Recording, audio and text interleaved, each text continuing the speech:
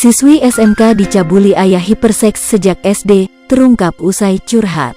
Warga Pandak, Bantul, di Yogyakarta, bertahun-tahun membatin karena keluarganya tak pernah menghiraukan soal pencabulan yang dilakukan ayah kandungnya sejak ia duduk di sekolah dasar, SD.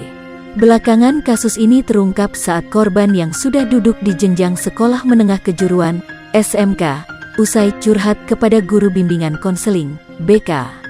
Belakangan kasus ini terungkap saat korban yang sudah duduk di jenjang sekolah menengah kejuruan, SMK, usai curhat kepada guru bimbingan konseling.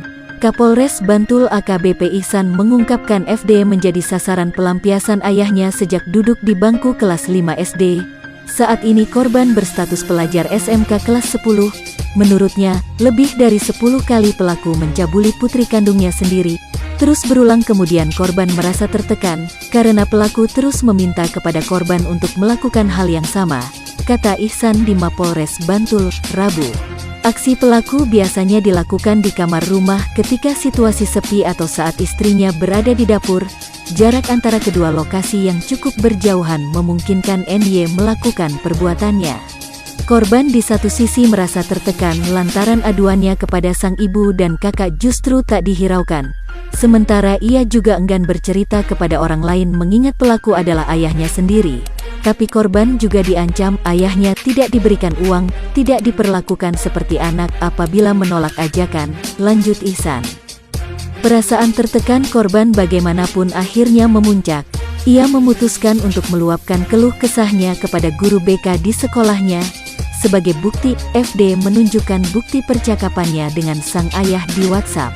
Dia sampai blokir nomor ayahnya karena merasa terancam, sebut Kapolres. Atas dasar curhatan korban, ia diantar guru BK sekolahnya untuk menemui kepala desa dan Babin Kamtipmas tempat FD tinggal. Mereka bersama-sama mendatangi pelaku yang kemudian dibawa ke Polsek Pandak untuk diperiksa bersama anggota Polres Bantul. Usai diperiksa secara maraton, NY akhirnya ditetapkan sebagai tersangka.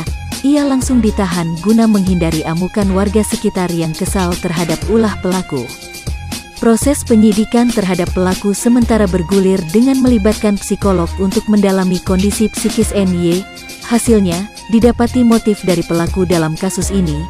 Motifnya adalah korban disukai oleh pelaku, walaupun anak kandung sendiri. Dari keterangan yang bersangkutan, pelaku mengalami hiperseks. Pelaku juga pernah menghamili adik istrinya dan sekarang anaknya sudah diadopsi dan tinggal bersama, urai Ihsan. Ihsan melanjutkan, korban saat ini telah mendapatkan pendampingan dari Unit Perlindungan Perempuan dan Anak, PPA, Polres Bantul dan Balai Pemasyarakatan, Bapas. Nantinya, kepolisian juga akan melakukan visum terhadap yang bersangkutan guna melengkapi berkas perkara. Adapun barang bukti yang berhasil diamankan dalam kasus ini adalah pakaian milik korban yang dikenakan saat peristiwa pencabulan terjadi. Kepada wartawan, NY mengaku menyesal telah mencabuli putri kandungnya sendiri. Ia juga tak memungkiri pernah menghamili adik iparnya beberapa tahun lalu yang diklaimnya atas rasa suka sama suka. Untuk saat ini, pihaknya masih fokus ke penyidikan kasus pencabulan NY terhadap FD dan belum akan menyentuh pengakuan pelaku menghamili adik iparnya tadi.